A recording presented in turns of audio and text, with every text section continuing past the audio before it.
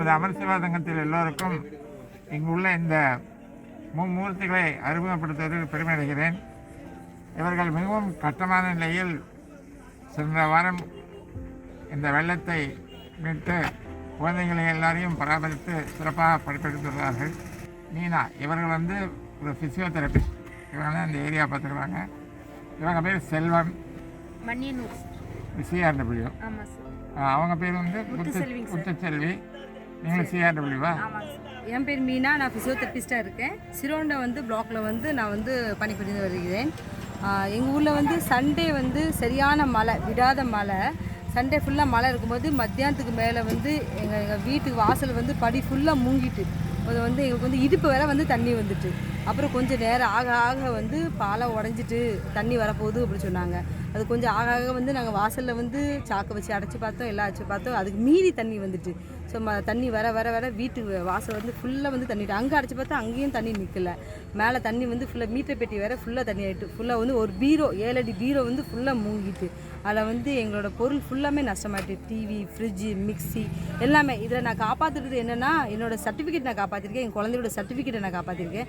காப்பாற்றி உள்ளமே பார்சல் பண்ணி மேலே தூக்கி போட்டேன். குழந்தை போடுறதுக்கு ட்ரெஸ்ஸு காப்பாற்றிட்டேன். நான் அரை தண்ணியில் வந்து நானும் என் ஹஸ்பண்டும் சேர்ந்து அந்த சிலிண்டர், கேஸு, அரிசி, சீனி, பருப்பு, என்னென்ன சாப்பாடு தேவையோ, தண்ணி என்னென்ன தேவையோ அதெல்லாம் அந்த அரை தண்ணியில் கழுத்துக்கிற தண்ணியில் போய் நான் வந்து இறங்கி காப்பாற்றிட்டு போய் என் குடும்பத்தை நான் காப்பாற்றி என்னால் முடிஞ்சிருந்து நான் என் குடும்பத்தை போய் காப்பாற்றிருக்கேன். மாடியில் இருந்தீங்களா நீங்கள்? ஆமாம் சார், நாங்கள் வந்து மொட்டை மாடியில் இருந்தோம். எத்தனை நாளைக்கு இருந்தீங்க சார்? நாங்கள் கிட்டத்தட்ட ஒரு 3 நாள் சார் நாங்கள் இருந்தோம் சார். ஏன்னா எங்கள் வாசலில் வந்து தண்ணி வற்றவே இல்லை. தண்ணி வந்து வற்றவே இல்லை. வீட்டில் தண்ணி வந்து வற்றதுக்கு வந்து இப்போ நீங்கள் எத்தனை குழந்தைகள் நீங்கள் பராமரிக்கிறீங்க? இதோட நாங்கள் வந்து 100 சைல்டு இருக்கு. 100 சைல்டு நாங்கள் பார்த்துட்ருக்கோம். அந்த எவ்வளோ குழந்தைகள் இதில் பாதிக்கப்பட்டிருக்காங்க?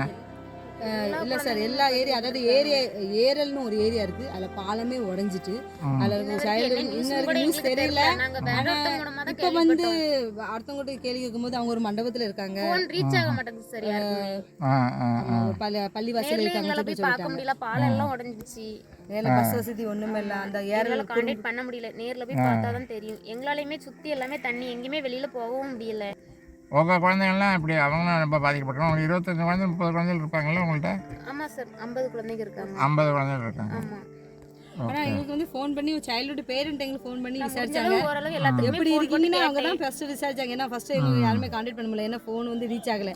குழந்தைகளுடைய பேரண்ட்ஸ் வந்து உங்களை நல்லா விசாரிச்சாங்க, எப்படி இருக்கீங்க, பாதுகாப்பாக இருக்கீங்க. பாராட்ட வேண்டியது. உண்மை சார், அதை நான் பாராட்டுவேன் சார். நீங்கள் எவ்வளோ குழந்தைகளை பார்த்துக்கிறீங்க?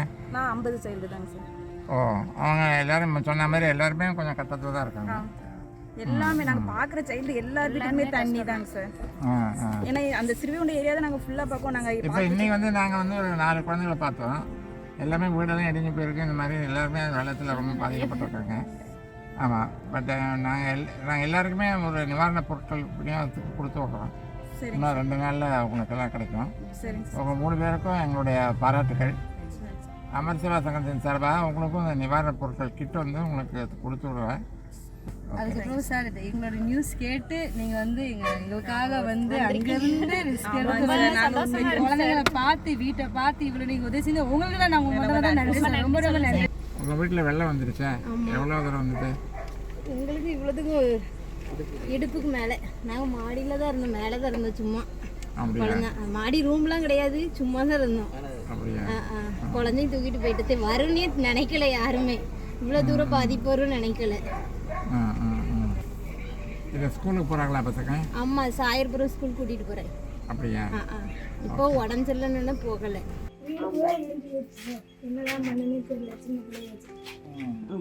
என்ன பண்ண ஒன்றும் பண்ண முடியல. மழை வந்து இப்படி வெள்ளம் போனோம்னா ஒன்று துவாரப்பங்க உள்ள ஒன்று முடியல. எங்களுக்கு சாப்பாடு கொண்டு வந்து பசி தான்.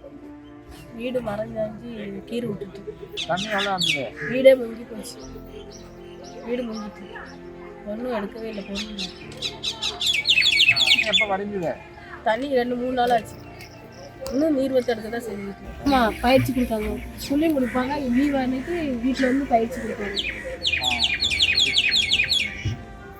முன்னேற்றம் இருக்கா? ஆமாம், இந்த திக்கி பேசினா அதெல்லாம் இப்போ கொஞ்சம் தெளிவாக இருக்கும்.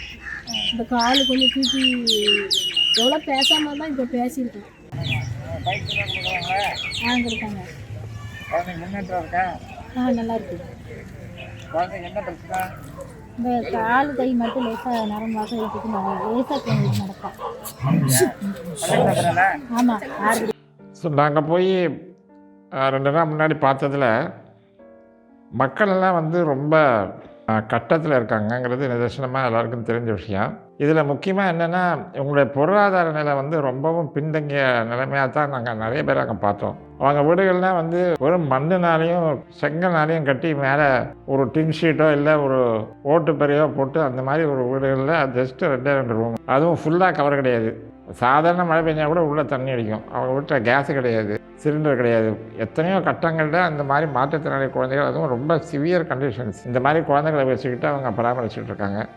இதை பார்க்கும்போது நம்மலாம் ஒரு சொர்க்கத்தில் இருக்கோங்கிற எண்ணம் தான் நமக்கு வருது. நான் பார்த்தது வந்து ஒரு 12 குழந்தைகள். ஆனால் அங்கே மோர் தேன் 1000 குழந்தைகளுக்கு மேலே அந்த ஏரியாவில், தூத்துக்குடி ஏரியாவில் மட்டுமே, மாவட்டத்தில் மட்டுமே இருக்காங்க. அதே மாதிரி ஒரு 1100 குழந்தைகளுக்கு மேலே திருநெல்வேலி மாவட்டத்தில் இருக்காங்க. இவங்க எல்லோருடைய பொருளாதார நிலை மற்றும் இந்த வெள்ளத்தினால அவங்களோட வீடுகள்னால் நிறைய பேர் இடிஞ்சு போய் கிடக்கு. நான் பார்த்த 12ல் 2 பேர் வீடு இடிஞ்சு போயிருக்கு. முழுக்க தரமட்டமாகிடுச்சு. அவங்க வேறு எங்கேயோ போய் தங்கிட்டு இருக்காங்க. ஸோ இந்த மாதிரி ஒரு சூழ்நிலை இருக்கிற இந்த மக்களுக்கு வந்து இன்றைக்கு நம்ம அவசர கால உதவியாக இந்த நிவாரணம் கொடுக்குறோம்.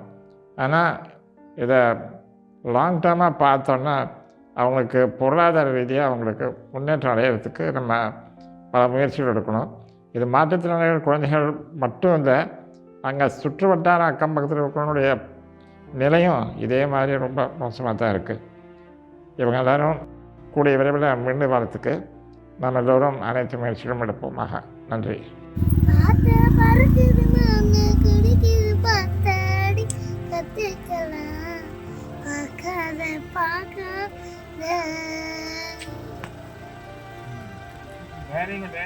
ஐயோ பார்க்க